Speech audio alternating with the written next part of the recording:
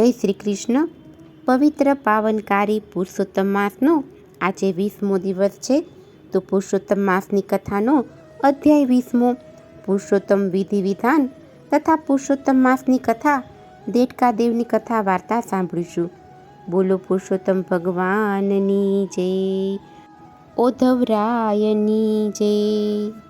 પુરુષોત્તમ માસમાં નિત્ય કાઠા ગોરમાનું પૂજન કરવાનો, કથા વાર્તા સાંભળવાનો, દાન દક્ષિણા આપવાનો તેમજ મંત્ર જાપ કરવાનો ઘણો જ મહિમા છે.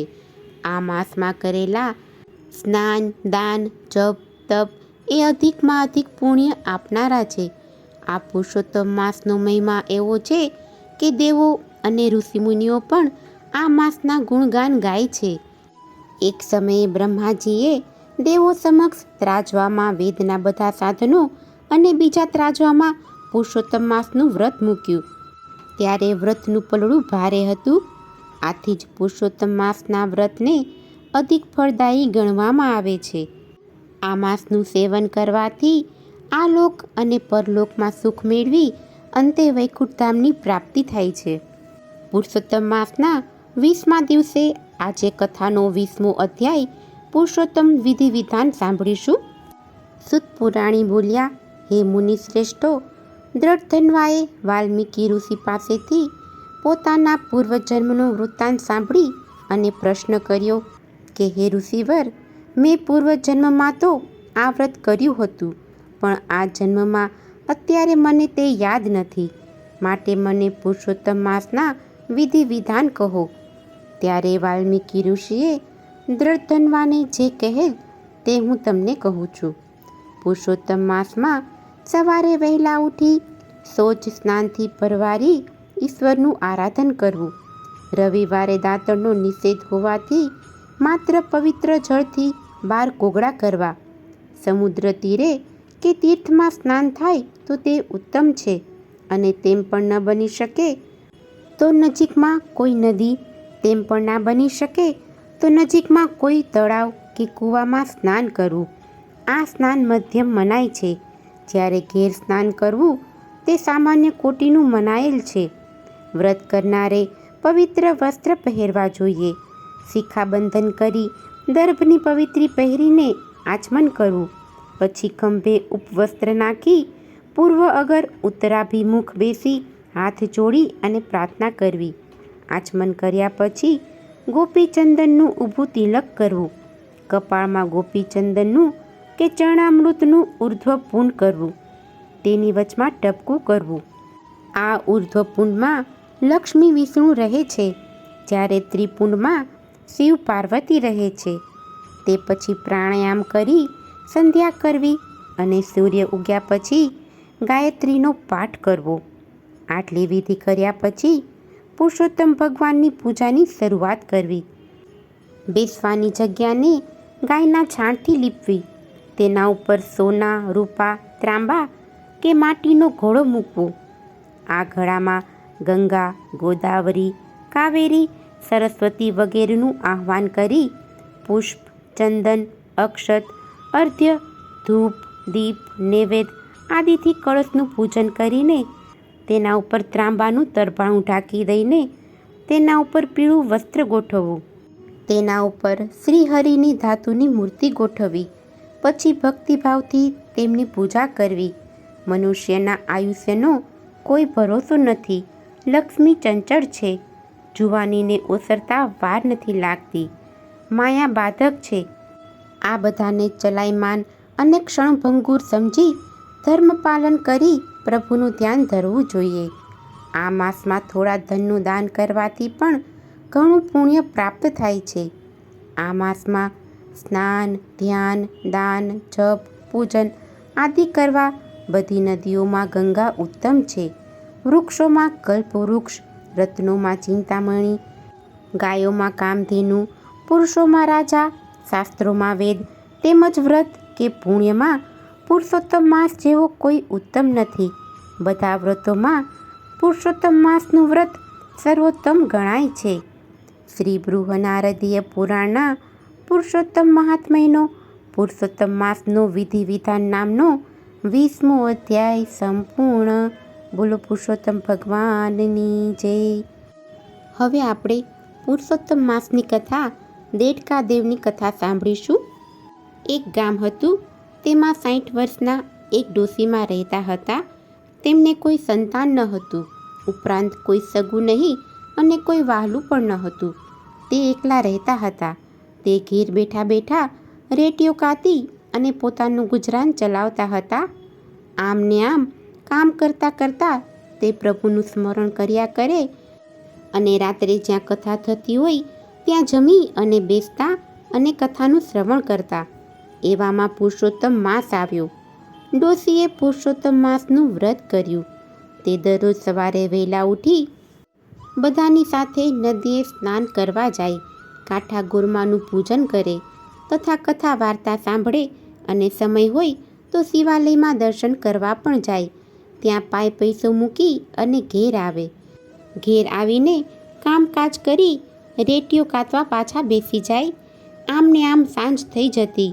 સાંજ પડે એટલે રસોઈ કરી એકટાણું કરે અને આખો દિવસ આ રીતે ભાગદોડ કરી કામ કરી અને તે થાકી જાય. તેથી રાત્રે કથામાં ન જાય. આવી જ રીતે આખો દિવસ કામમાં રહેવાથી ડોશીને વિચાર આવતો કે જો મારે દીકરો હોત તો તેને પરણાવત અને વહુ આવત, એ બધું જ ઘરનું કામકાજ કરત અને છોકરો કમાતો હોય તો મારે આ બધી માથાકૂટ કરવી ન પડત. આખો દિવસ બેઠા બેઠા ભગવાનનું ભજન કર્યા કરત, કથા વાર્તા સાંભળ્યા કરત અને પ્રભુ ભક્તિમાં આખો દિવસ ગાળત. આમ ને આમ ડોશી વલોપાત કરતી. આ સાંભળી અને પુરુષોત્તમ ભગવાને એક દિવસ વિચાર કર્યો કે આ ડોશીએ આખી જિંદગી મારી ભક્તિ કરી, માટે મારે આના માટે કંઈક કરવું જોઈએ, એનો ભવ સુધારવો જોઈએ. આથી ભગવાને વિચાર કરી એક દિવસ વહેલી સવારે ડોશી દાંતણ કાપવા ગયા. દાંતણ કાપતા કાપતા ડોશીના હાથમાં કાંટો વાગ્યો. તેનાથી હથેળીમાં ફોડલો પડી ગયો. વ્રત હોવાથી દરરોજ નદીએ નાહવા જવું પડે. પાણી અડે એટલે ફોડલો મોટો થતો જાય અને ડોશીની પીડા વધતી જાય. રાંધવામાં કે કામકાજ કરવામાં કે રેટીઓ ચલાવવામાં ઘણી તકલીફ પડતી. પણ ધીમે ધીમે કામકાજ કરતા જાય અને પુરુષોત્તમ ભગવાનનું રટણ કરતા જાય. એક દિવસ ફોડલો અચાનક ફૂટી ગયો અને તેમાંથી પાણી અને પરવું નીકળવાને બદલે એક નાનો એવો દેડકો તેમાંથી નીકળ્યો. તે નીકળ્યો એવો ડ્રાઉં ડ્રાઉં કરતો આખા ઘરમાં ફરવા લાગ્યો. ડોશી દેડકાને ડ્રાઉં ડ્રાઉં બોલતો અને ફરતા જોઈ પોતાનું દુઃખ વિસરી ગયા. ડોશી પણ દેડકાની આસપાસ ફર્યા કરે, જોયા કરે અને રાજી થાય. તેમને તો મજા આવી ગઈ, કેમ કે ડોશીના ઘરમાં કોઈ ન હોવાથી આખો દિવસ એકલા રહેતા અને ઘણા મૂંઝાતા. પણ દેડકો આવ્યા પછી ડોશીનું એકલવાયુપણું જતું રહ્યું. દેડકો આવ્યા પછી ડોશી એની સાથે સુખ દુઃખની વાતો કરે. ડોશી જ્યાં જ્યાં જાય ત્યાં દેડકો ડ્રાઉં ડ્રાઉં કરતો સાથે જાય. ડોશી નદીએ નાહવા જાય તો દેડકો પણ સાથે જાય. દેવદર્શને મંદિરમાં સાથે જાય. ડોશી દેડકાને સગા દીકરાની જેમ સાચવવા લાગ્યા. દેડકાને પથારી કરી દે અને પારણે સુવડાવે, હાલરડા ગાય અને ક્યારેક વઢે પણ ખરા. જે કોઈ તેને મળવા આવે તેને તે દેડકાની વાત કરે. કોઈ પણ વાત નીકળે તેમાં દેડકો કેન્દ્ર સ્થાને જ હોય. આખા ગામમાં તો ડોશી અને દેડકાની વાતો થવા લાગી. નાના છોકરાઓ તો દેડકાવાળી ડોશી કહેવા લાગ્યા. દેડકાને દીકરાની જેમ ઉછેરનાર ડોશીની ઘણા મસ્કરી પણ કરતા. પણ ડોશી કોઈના બોલ્યા સામું ન જુએ. એને તો એ ભલી અને એનો દેડકો ભલો. આમ ને આમ પુરુષોત્તમ માસ પૂરો થયો. પણ દેડકો દરરોજ વહેલી સવારે નદીએ નાહવા જાય. આ તો સ્વયં પ્રભુ હતા. નદી કિનારે દેડકાનું ખોડિયું ઉતારીને અસલ સ્વરૂપ ધારણ કરીને સ્નાન કરે. સ્નાન કર્યા પછી પાછું દેડકાનું ખોડિયું ધારણ કરી લે. નદીના સામા કાંઠે ગામના રાજાનો મહેલ હતો. એક દિવસ રાજાની કુંવરી વહેલી સવારે જાગી જતા તે ઝરૂખામાં ઊભી ઊભી નદી તરફ જોઈ રહી હતી. ત્યાં એકાએક તેની નજર નદીમાં નહાતા એક ભવ્ય અને દેદીપ્યમાન યુવાન ઉપર પડી. તે તો ભાન ભૂલી તેના તરફ જોઈ જ રહી. થોડીવાર પછી તે યુવાન નદીમાંથી બહાર નીકળી કિનારે આવ્યો અને દેડકાનું ખોળિયું ધારણ કરી ડ્રાઉં ડ્રાઉં કરતો ચાલ્યો ગયો. કુંવરી દરરોજ વહેલી સવારે ઉઠી ઝરૂખે ઊભી રહેતી અને યુવાનને નહાતા જોઈ રહેતી. નાહ્યા પછી યુવાન દેડકાનું ખોળિયું ધારણ કરી જતો રહેતો. પછી તે પોતાના નિત્ય કાર્યમાં લાગી જતી. કુંવરી આખો દિવસ યુવાન અને દેડકાના જ વિચાર કર્યા કરતી. કુંવરી સમજી કે નક્કી કોઈ દેવ પુરુષ દેડકાના સ્વરૂપમાં સ્નાન કરવા આવે છે. દેડકામાંથી દેવાંશી યુવાનને નહાતા જોઈને તેને મોહ જાગ્યો. કુંવરીએ મન સાથે નક્કી કર્યું કે પરણવું તો આ દેવાંશી દેડકાને જ. તે સિવાયના મારે ભાઈ અને બાપ છે. તેણે તો તપાસ કરાવી તો તે એક ડોશીનો દેડકો હતો. આ બાજુ કુંવરી ઉંમરલાયક થઈ હોવાથી રાજા અને રાણી એને પરણાવવાની તજવીજ કરવા લાગ્યા. કુંવરીએ તો આ વાત જાણી ત્યારે તેણે પોતાના માતા પિતાને જણાવી દીધું કે હું પરણીશ તો ડોશીના દેડકાને જ. કુંવરી તો હઠ લઈ અને બેસી ગઈ. રાજા અને રાણીની કોઈ મૂંઝવણનો પાર ન રહ્યો. કુંવરીને દેડકા સાથે કઈ રીતે પરણાવી તે એક સમસ્યા હતી. કુંવરીને ખૂબ જ સમજાવી, સામ દામ દંડભેદ બધું આજમાવ્યું, પણ કુંવરી એકની બે ન થઈ. એની તો એક જ વાત હતી કે પરણું તો દેડકાને, નહીંતર જિંદગીભર કુંવારી રહીશ. છેવટે રાજા અને રાણીએ ડોશીને મહેલે બોલાવી અને વાત કરી. ડોશી તો પહેલાં બહુ જ ગભરાઈ ગઈ. તેને લાગ્યું કે રાજા રાણી મારી મશ્કરી કરે છે.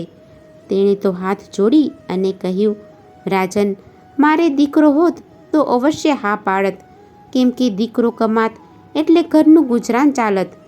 પણ મારો દેડકો કુંવરીને પરણે તો કુંવરીનો નિભાવ મારે જ કરવો પડે. હું તો રેટીઓ કાતીને માંડ મારું પેટ ભરું છું. તેમાં સુખ સાહેબીમાં ઉછરેલ તમારી કુંવરીને હું શું ખવડાવું? ઉપરાંત દેડકા સાથે તે કુંવરીના લગ્ન થતા હશે ખરા? રાજા કહે, તમે તેની ચિંતા કરશો નહીં. તમારે હવે રેટીઓ કાતવાની પણ જરૂર નથી. કુંવરીની જીદ માન્યા વગર છૂટકો પણ નથી. ડોશીએ તો હા પાડી એને ઘેર આવી. દેડકાને ખોળામાં બેસાડી અને કહેવા લાગી કે દીકરા, તારા લગ્ન રાજાની કુંવરી સાથે થશે. આપણા ઘેર વહુ આવશે. ડોશીની આ વાત સાંભળીને દેડકો તો કૂદાકૂદ કરવા લાગ્યો. ડોશી એમ સમજી કે લગ્નની વાત સાંભળી દેડકો હરખ ઘેલો થઈ ગયો છે. ધીમે ધીમે આ વાત આખા ગામમાં ફેલાઈ ગઈ. આખા ગામના લોકો અચંબામાં પડી ગયા. આ તે કેવી જાતના લગ્ન? કોઈ કહે છે દેડકાના સ્વરૂપમાં કોઈ દેવ હશે, કોઈ કહે કે જાદુગરનો દેડકો હશે, તો કોઈ કહે છે કે શાપિત દેવતા હશે. રાજાની કુંવરી હઠ લઈને પરણે છે એટલે જરૂર એમાં કોઈ ઊંડો ભેદ હશે. આમ લોકો મન ફાવે તેમ બોલવા લાગ્યા. બીજા દિવસે ડોશી દેડકાને લઈને મહેલે ગઈ. કુંવરીના લગ્ન દેડકા સાથે થઈ ગયા. ડોશી દેડકાને, વહુને અને મળેલ પહેરામીને લઈ ઘેર આવ્યા. વરકન્યાને જોવા લોકોના ટોળે ટોળા ડોશીના ઘર આગળ એકઠા થવા લાગ્યા. રાજાએ સાથે મોકલેલ સિપાઈઓએ બધા લોકોને ત્યાંથી દૂર કર્યા. રાત પડી એટલે ડોશીમાં તો ઊંઘી ગયા, પણ કુંવરી જાગતી હતી. દેડકો તો એને જોઈ રહ્યો હતો. મધરાત થતાં કુંવરીએ બે હાથ જોડી અને દેડકાને નમન કર્યા અને કહ્યું, હે નાથ, હું તમારા અસલી સ્વરૂપને જાણું છું. તમે કોઈ દેવ છો. મેં તમને નદીમાં સ્નાન કરતા જોયા છે. માટે હું તમને વિનંતી કરું છું કે તમે તમારા અસલી સ્વરૂપના મને દર્શન આપો.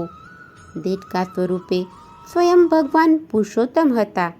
એટલે તેઓ બોલ્યા કે હે કુંવરી, મારા અસલી સ્વરૂપને જાણવું હોય તો તારા પિતાને મહાયજ્ઞ કરવાનું કહે.